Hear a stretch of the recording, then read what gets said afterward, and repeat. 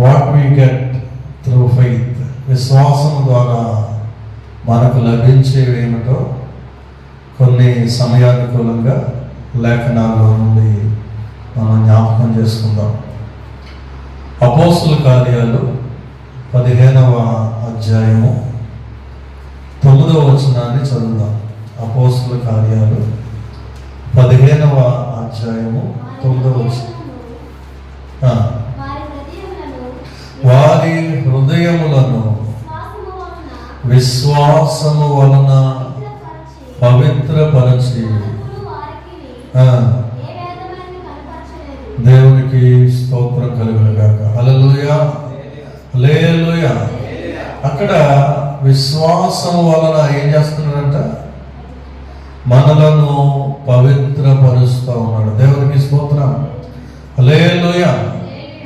విశ్వాసం ద్వారా ఏంటి మనం పొందుకుంటున్నాం అంటే పరిశుద్ధతను పొందుకుంటున్నాం.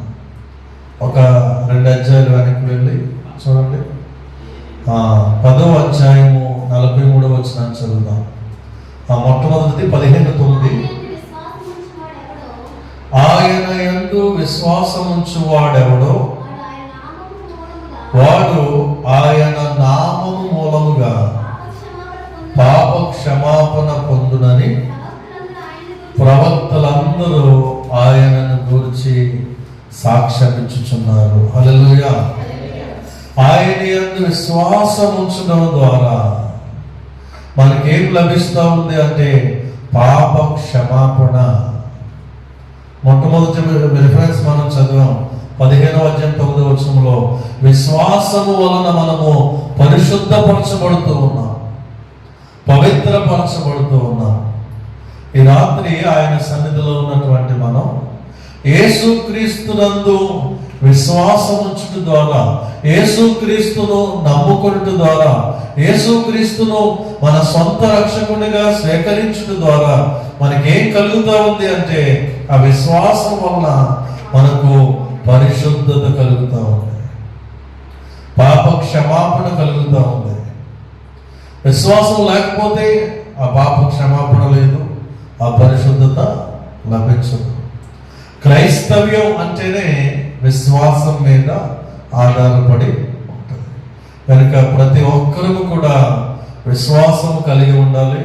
ఆ విశ్వాసము మనల్ని పరిశుద్ధతలోనికి నడిపిస్తూ ఉంది.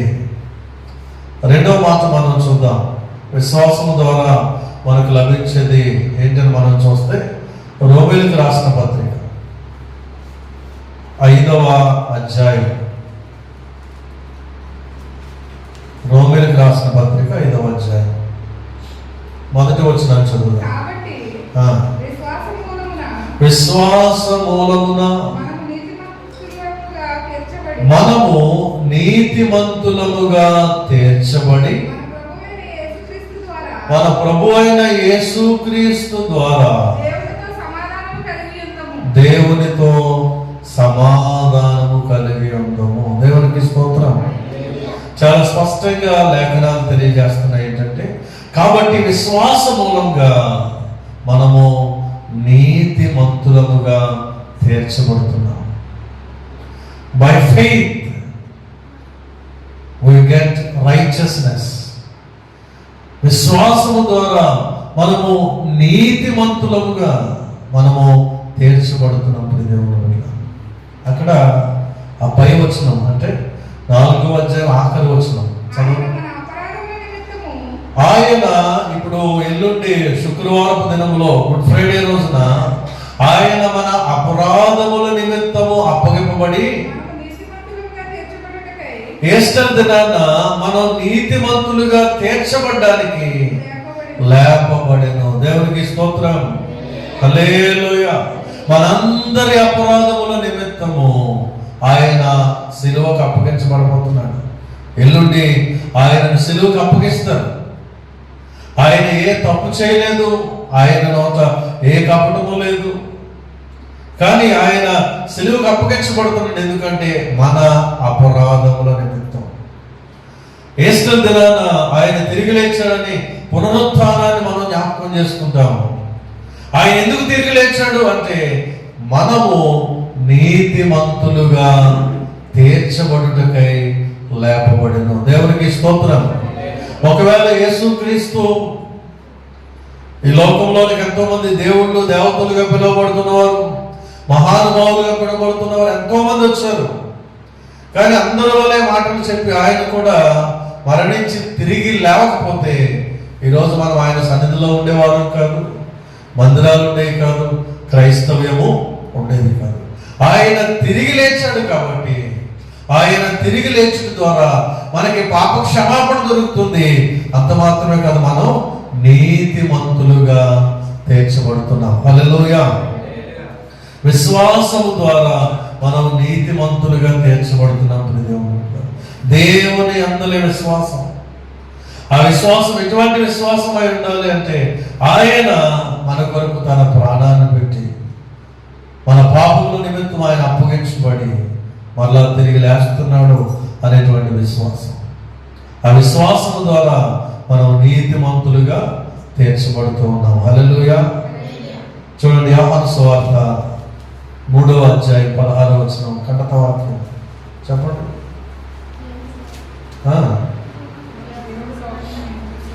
దేవుడు లోకమును ఎంతో ప్రేమించెను, కాగా ఆయన తన అద్వితీయ కుమారునిగా పుట్టిన వాని యందు విశ్వాసముంచు ప్రతి వాడును నశింపక నిత్య జీవం పొందినట్లు ఆయనను అనుగ్రహించెను. హల్లెలూయా, హల్లెలూయా. విశ్వాసముంచు ప్రతి వాడు ఏమైపోతాడు అంటే నశింపక నిత్య జీవాన్ని పొందుతాడు. దేవుని అందరి విశ్వాసము ద్వారా మనము ఏం పొందుకుంటున్నాం అంటే నిత్య జీవాన్ని పొందుకుంటున్నాం. శ్రేష్టమైనటువంటి సంగతి. లోకములో ధనము ద్వారా దీన్ని సంపాదించలేము, బంగారం ద్వారా దీన్ని సంపాదించలేము, ఆస్తులు అంతస్తుల ద్వారా దీన్ని సంపాదించలేము. ఈ పరలోక రాజ్యము అనేది దేని ద్వారా మనకు లభిస్తూ ఉంది అంటే ఆయన యందు విశ్వాసం ఉంచడం ద్వారా. హల్లెలూయా, హల్లెలూయా. యోహాను సువార్త 6వ అధ్యాయము 40వ వచనం చూడండి.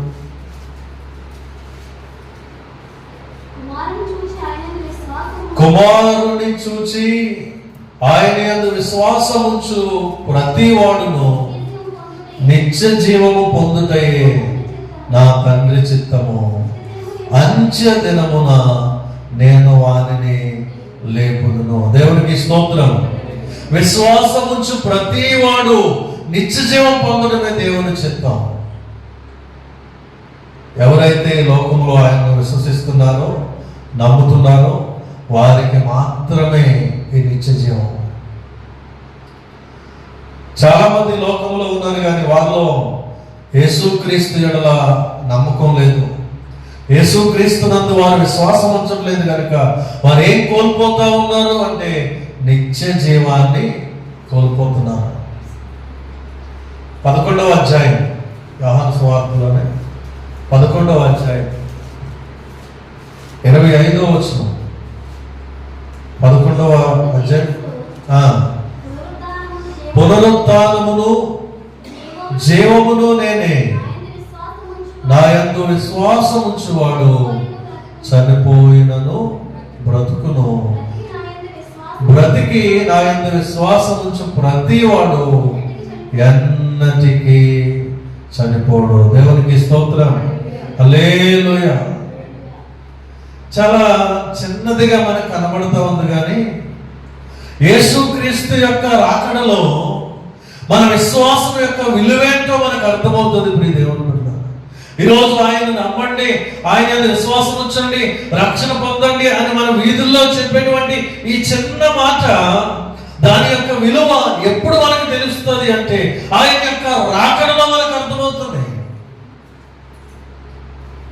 ఒకానొక రోజున అకస్మాత్తుగా ఆ దినం రాబోతా ఉంది. మెరుపు వలె ఆ రోజు రాబోతా ఉంది. దొంగ వలె ఆయన రాబోతా ఉన్నాడు. ఏం జరుగుతుంది అంటే పొలంలో ఇద్దరు పనిచేస్తూ ఉంటారు, ఒకరు మాయమైపోతారు. మంచం మీద ఇద్దరు పడుకుంటారు, ఒకరు మాయమైపోతారు. ఇద్దరు తిరగలు విస్తుంటారు, ఒకరు మాయమైపోతారు. నేను అంటాను, ఆ రోజున ప్రపంచంలో ఒక అల్లకల్లోలమైపోయేటువంటి ఒక సంగతి జరుగుతూ ఉంటుంది. ప్రయాణిస్తున్నటువంటి ప్రయాణాలు బస్సుల్లో కావచ్చు, ట్రైన్లో కావచ్చు, ఫ్లైట్లో కావచ్చు, ఎక్కడ చూసినా విశ్వాసులు కూడా ప్రయాణం చేస్తూ ఉంటారు. ఆ రోజున కడమూర శబ్దము మోదగానే, ప్రధాన దూత శబ్దము మోదగానే ఇక్కడ ఉన్నటువంటి మనం అందరం కూడా మార్పు చెందుతాం. ముందుగా క్రీస్తునందు మృతులైన వారు నిలిచిపోతారు. ఆ తర్వాత సజీవులమై ఉండి మనము కనురెప్పపాటులో మార్పు చెందుతాం.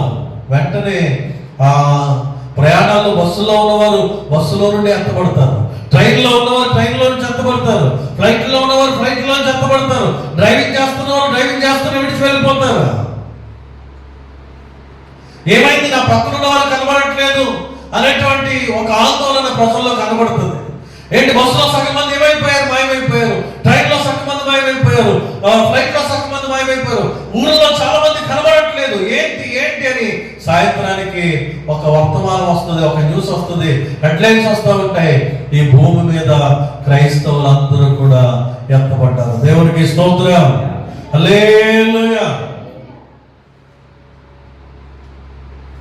చాలా అది వర్ణించడానికి చాలా ఆశ్చర్యకరంగా, ఊహించడానికి చాలా అద్భుతంగా అనిపిస్తుంది. ప్రియ దేవుని బిడ్డ, భార్య భర్త ఉంటారంట. ఒకవేళ భర్త విశ్వాసం లేకపోతే భార్య విశ్వాసం, రాత్రి పడుకుంటారు. మధ్యరాత్రుల్లో చూసినప్పుడు ఆయన రాకడ వచ్చేస్తే ఆ విశ్వాసీ అయిన భార్య అయితే భార్య కనపడదు, భర్త అయితే భర్త కనపడ్డు. కొంతసేపు తర్వాత చూస్తుందేమో, ఆమె వాష్రూమ్కి వెళ్ళాడేమో, మళ్ళా వస్తాడు. ఒక గంట తర్వాత ఏంటి ఇంకా రావట్లేదని బయటకు వెళ్ళి చూస్తే వాష్రూమ్లో లేడు, తలుపులు తీస్తుంటే బయట లేడు. ఏమైపోయాడు నా భర్త? అదేవిధంగా తన భార్య లేదు, ఆ భార్య గురించి అందరూ వెతుకుతాడు. ఈ విధంగా ప్రతి ఇంటిలో కూడా ఒక గలిబిలి వాతావరణం ఏర్పడుతుంది. ఆ తర్వాత అందరికి అర్థమవుతుంది ఏంటంటే దేవుని రాకడ వచ్చింది, విశ్వాసులు ఎత్తబడ్డారు. దేవునికి స్తోత్రం. అప్పుడు ఈ విశ్వాసం యొక్క విలువ మనకు అర్థమవుతుంది.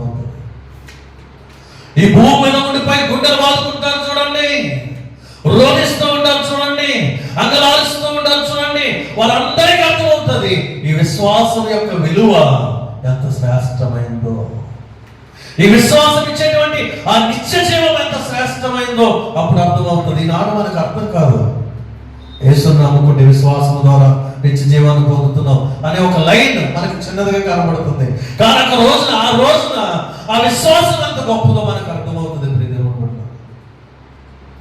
కనుక విశ్వాసము ద్వారా మనం నిత్య జీవాన్ని, eternal life, by faith we get eternal life, నిత్య జీవాన్ని మనం పొందుకుంటాం. ప్రియ దేవుని బిడ్డలారా, ఈరోజు లోకస్తులకి మేము విశ్వాసం, దేవుని బిడ్డలం అని చెప్పుకోవడానికి ఒకవేళ సిగ్గుపడుతున్నామేమో, చెప్పుకోవడానికి కొంచెం వెనకంజ వేస్తున్నామేమో.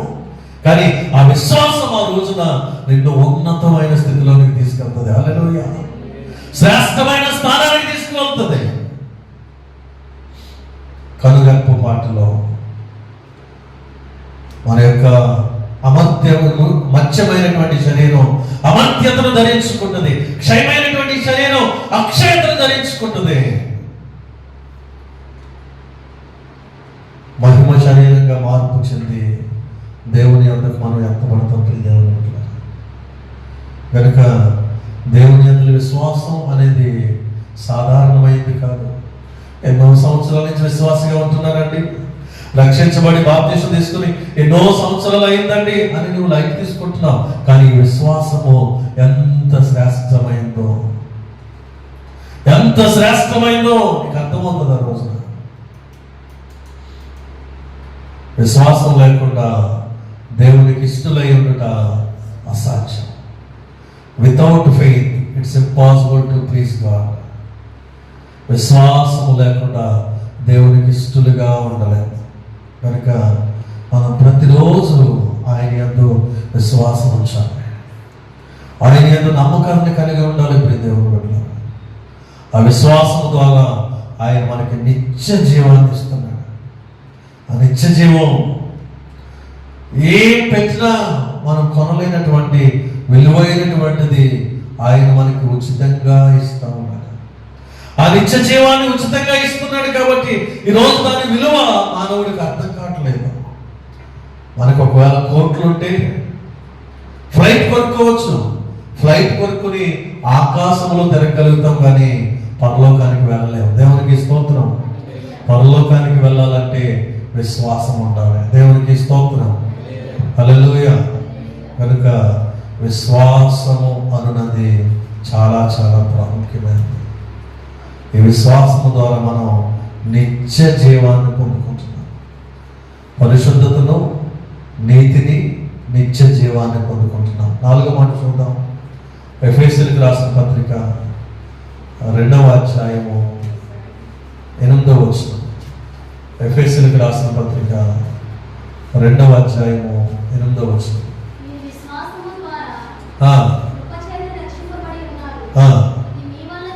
ఇది మీ వలన కలిగినది కాదు, దేవుని వరమే. దేవునికి స్తోత్రం. మీరు విశ్వాసము ద్వారా కృప చేతనే రక్షించబడి ఉన్నారు. విశ్వాసము ద్వారా మనము రక్షించబడుతూ ఉన్నాం. విశ్వాసము ద్వారా మనకి రక్షణ లభిస్తూ ఉంది.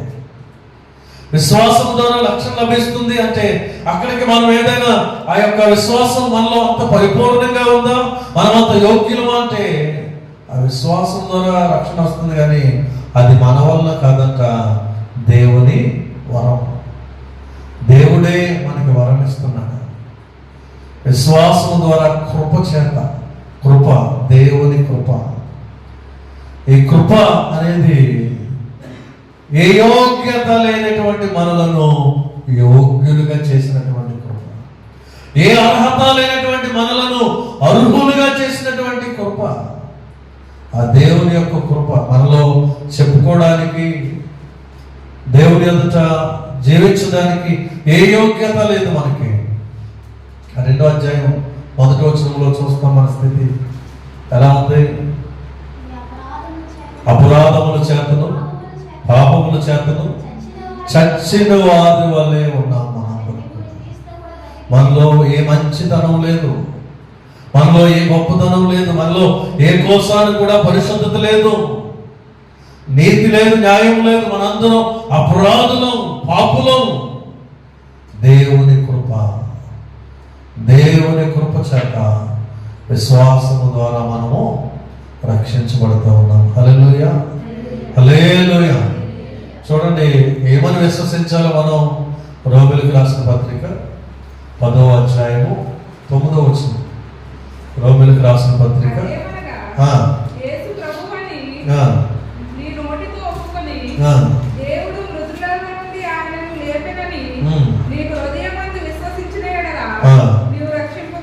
దేవునికి స్తోత్రం. హల్లెలూయా. యేసే ప్రభు అని నోటితో ఒప్పుకొని హృదయంలో విశ్వసించాలి. ఎప్పుడైతే విశ్వసిస్తామో మనము రక్షించబడతాం. దేవునికి స్తోత్రం. చూడండి 1 కొరింథీ 15వ అధ్యాయం, 1 కొరింథీ 15వ అధ్యాయము 1-2 వచనాలు. మరియు సహోదరులారా, నేను మీకు ప్రకటించిన సువార్తను మీకు తెలియపరుచున్నాను. మీరు దానిని అంగీకరించి ఉన్నారు, దాని అందే నిలిచి ఉన్నారు. మీ విశ్వాసం వ్యర్థమైతేనే గాని నేను ఏ ఉపదేశ రూపముగా సువార్త మీకు ప్రకటించుతున్నో ఆ ఉపదేశమును మీరు గట్టిగా పట్టుకునే ఆ సువార్త వలననే మీరు రక్షణ పొందువారయుందురు. దేవునికి స్తోత్రం. హల్లెలూయా. ఏంటి ఆ సువార్త అంటే అక్కడ రాయబడిన మాట, లేఖనముల ప్రకారము క్రీస్తు మన పాపముల నిమిత్తం మృతి పొందెను, సమాధి చేయబడెను, లేఖనముల ప్రకారము 3వ దినమున లేపబడెను. దేవునికి స్తోత్రం. యేసుక్రీస్తు యొక్క శిలువ ధ్యానం, యేసుక్రీస్తు యొక్క మరణం, యేసుక్రీస్తు యొక్క పునరుత్థానం, ఈ 3 కూడా ఆ సువార్తలో ఉండాలి. ఈ మాటలు ఎవరైతే స్వీకరిస్తారో, అంగీకరిస్తారో వారు రక్షణ పొందుతారని దేవుని వాక్యం చెబుతుంది. మీ విశ్వాసము ద్వారా ఏం కలుగుతుంది? మనకి రక్షణ కలుగుతుంది. ఇప్పుడు దేవుని బిడ్డ, విశ్వాసము ద్వారా మనం రక్షణ పొందుతూ ఉన్నాం. ఈ రక్షణను నిర్లక్ష్యం చేస్తే కనుక మనం ఏమైపోతాం?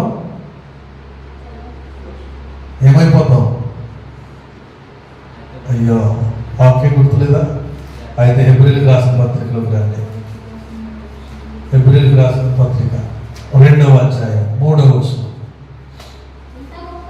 ఇంత గొప్ప రక్షణను మనం నిర్లక్ష్యం చేసిన ఎడల ఎలా తప్పించుకుంటాం? ఈరోజు చక్కగా సువార్త మనకి అందించబడతా ఉంది.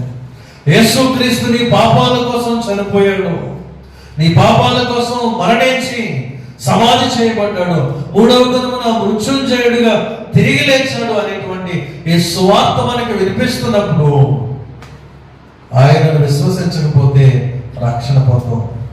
ఎంత గొప్ప రక్షణను మనం నిర్లక్ష్యం చేస్తే ఎలా తప్పించుకుంటాం? రాబోయే ఉగ్రత నుండి, నరకం శిక్ష నుండి ఎలా తప్పించుకుంటాం మనం అని హెబ్రీ గ్రంథకర్త మనల్ని ప్రశ్నిస్తూ ఉన్నాడు. దేవుడు కనుక మనం ఈ ఇంత గొప్ప రక్షణను నిర్లక్ష్యం చేయకూడదు. బాగా పెద్ద అయిన తర్వాత, చదువు అయిపోయిన తర్వాత, ఉద్యోగం వచ్చిన తర్వాత, పెళ్లి చేసుకున్న తర్వాత, పిల్లలు పుట్టిన తర్వాత, లేకపోతే లైఫ్లో సెటిల్ అయిపోయిన తర్వాత, వృద్ధాప్యంలోకి వెళ్ళిన తర్వాత తీసుకుంటాను అనడానికి లేదు. ఈ రక్షణను నిర్లక్ష్యం చేస్తే రేపు ఏం జరుగుతుందో మనకి తెలియదు. కాబట్టి ఇదే అనుకూల సమయం, ఇదే రక్షణ దినం అని కొరింథీయులకు రాసిన పత్రికలో పౌలు గారు సెలవిస్తూ ఉన్నారు. కనుక మనం రక్షణను నిర్లక్ష్యం చేయకూడదు. విశ్వాసము ద్వారా దేవుడు మనకు అనుగ్రహిస్తున్నటువంటి బహు విలువైనటువంటి మరొక విషయం ఏంటంటే రక్షణ. రక్షణ అంటే దాని అర్థం శిక్ష నుండి తప్పించబడడం. రక్షణ అంటే శిక్ష నుండి, నరకపు శిక్ష నుండి తప్పించబడడం. కనుక విశ్వాసము ద్వారా మనము రక్షించబడుతూ ఉన్నాం. 5వ మాట చూద్దాం. గలతీయులకు రాసిన పత్రిక 3వ అధ్యాయం. గలతీయులకు రాసిన పత్రిక 3వ అధ్యాయము 26వ వచనం. యేసుక్రీస్తునందు మీరందరూ విశ్వాసము వలన దేవుని కుమారులై ఉన్నారు. దేవునికి స్తోత్రం, హల్లెలూయా. విశ్వాసము ద్వారా మనము దేవుని పిల్లలము అవుతున్నాము. ఎంత గొప్ప ధన్యత దేవుడు మనకు అనుగ్రహించాడు. దేవుడు ఈ విశ్వాసము ద్వారా మనము ఆయన పిల్లలుగా మార్చబడుతూ ఉన్నాం. రోమీయులకు రాసిన పత్రిక 8వ అధ్యాయము. రోమీయులకు రాసిన పత్రిక 8వ అధ్యాయము 14వ వచనం. దేవుని ఆత్మ చేత ఎందరూ నడిపించబడుదురో వారందరూ దేవుని కుమారులై ఉంటారు. దేవునికి స్తోత్రం. యోహాను సువార్త 1వ అధ్యాయం 12వ వచనం. యోహాను సువార్త 1వ అధ్యాయం 12వ వచనం. తన్ను ఎందరు అంగీకరించిరో వారందరికీ, అనగా తన నామమందు విశ్వాసం ఉంచిన వారికి దేవుని పిల్లలగుటకు ఆయన అధికారము అనుగ్రహించెను. దేవునికి స్తోత్రం. విశ్వాసము ద్వారా మనము దేవుని పిల్లలం. విశ్వాసము ద్వారా మనం దేవుని పిల్లలుగా పిలువబడుతూ ఉన్నాం. అట్టి అధికారము దేవుడు మనకు అనుగ్రహించాడు. ప్రియ దేవుని పిల్లలు, ఇశ్రాయేలీయులతో సమానుభవం కలిగినటువంటి స్థితిలోనికి దేవుడు ఈ విశ్వాసం ద్వారా మనల్ని నడిపిస్తూ ఉన్నాడు. వారు ఆయన యొక్క స్వజనముగా, సొంత ప్రజలుగా వారు ఉంటూ ఉంటే, అయితే విశ్వాసము ద్వారా మనము దేవుని బిడ్డలుగా అయ్యేటువంటి ధన్యత, భాగ్యము దేవుడు మనకు అనుగ్రహించాడు. హల్లెలూయా, హల్లెలూయా. చూడండి, ఆ విషయాన్ని మీకు అర్థమయ్యేలా చూపిస్తాను. ఎఫెసీయులకు రాసిన పత్రిక 2వ అధ్యాయం 11 నుండి నెమ్మదిగా ఒక్కొక్క వచనాన్ని చదువుదాం.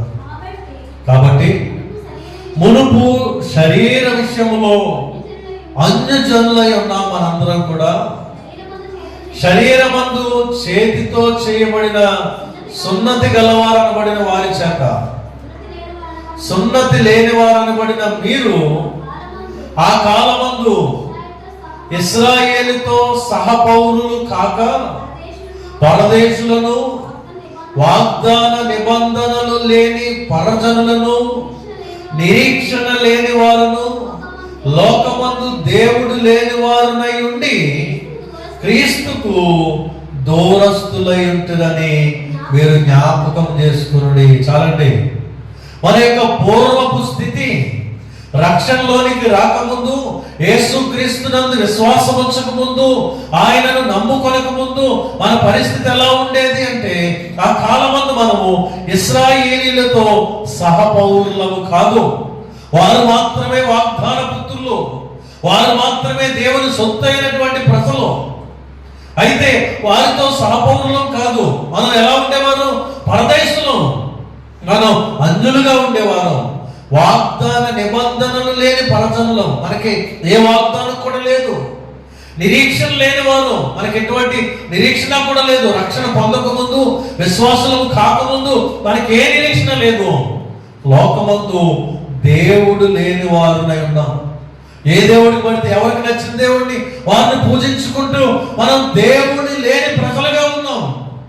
ఇంకా ఏమంటున్నానంటే, క్రీస్తుకు దూరస్తులై ఉన్నాము.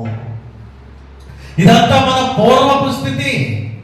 అయితే ఏం జరిగింది చూడండి, 13వ వచనం చదువుదాం. అయినను మునుపు దూరస్తులైన మీరు ఇప్పుడు క్రీస్తు యేసునందు రక్తము వలన సమీపస్తులై ఉన్నారు. దేవునికి స్తోత్రం, హల్లెలూయా. 14వ వచనంలో ఆఖరి 2 లైన్లు చదవండి. తన శరీరమందు కొట్టివేయుట చేత మధ్య గోడను పడగొట్టి మన ఉభయులను ఏకము చేసెను. దేవునికి స్తోత్రం. ఏ ధర్మశాస్త్రం అయితే, ఏ ఆజ్ఞలైతే ఇశ్రాయేలుకి మనకి మధ్య అడ్డుగోడగా ఉన్నాయో, యేసుక్రీస్తు బలియాగము ద్వారా, యేసుక్రీస్తు తన స్వరక్తాన్ని చిందించు ద్వారా ఆ మధ్య గోడను పడగొట్టి మన ఉభయులను, అనగా ఇశ్రాయేలు ప్రజలను, మనలను కూడా యాకము చేశాడు. దేవునికి స్తోత్రం. మనం చదువుకుంటాం గుడ్ ఫ్రైడే రోజున ఆఖరి మాట, తండ్రి నీ చేతికి నా ఆత్మను అప్పగించుకుంటున్నాను అని ఆయన మాట మాట్లాడగానే ఈ అతి పరిశుద్ధ స్థలంలో ఉన్నటువంటి తెర పైనుంచి కిందికి 2 ముక్కలుగా తెగిపోయినట్టుగా మనం చూస్తాం.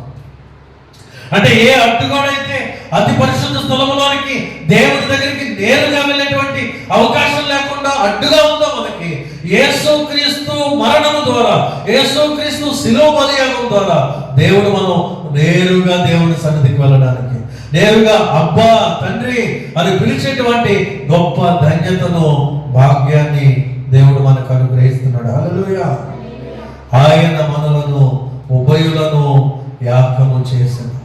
ఇప్పుడు మనకి వాగ్దానం ఉంది.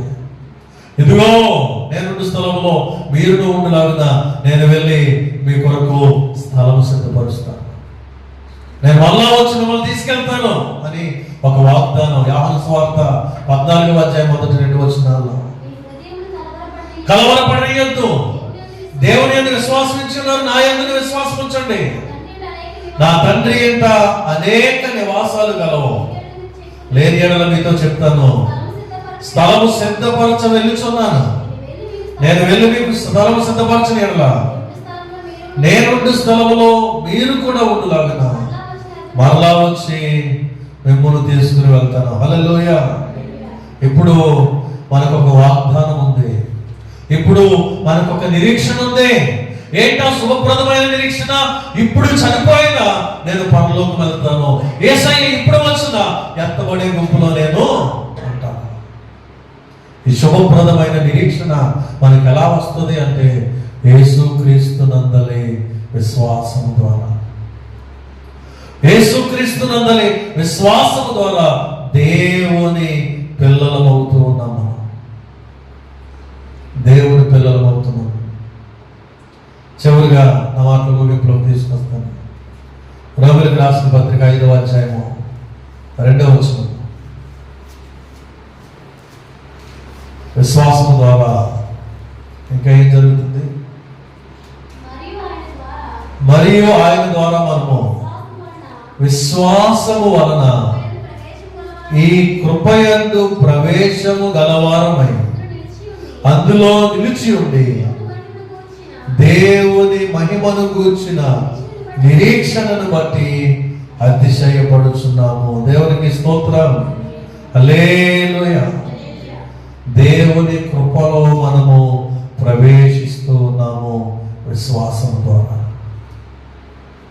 ఈ విశ్వాసమే మనలను పరలోక రాజ్యం, దేవుడు నివాసం ఉండేటువంటి ఆ మహిమలోనికి ప్రవేశించేటువంటి గొప్ప ధన్యత, భాగ్యము విశ్వాసము ద్వారా మనము పొందుకుంటున్నాం. దేవుని బిడ్డలారా, కనుక దేవుని యందు విశ్వాసం ఉంచడం అంటే అదేదో ఆసమాసిగా సాధారణమైన విషయంగా మనం అర్థం చేసుకోవద్దు.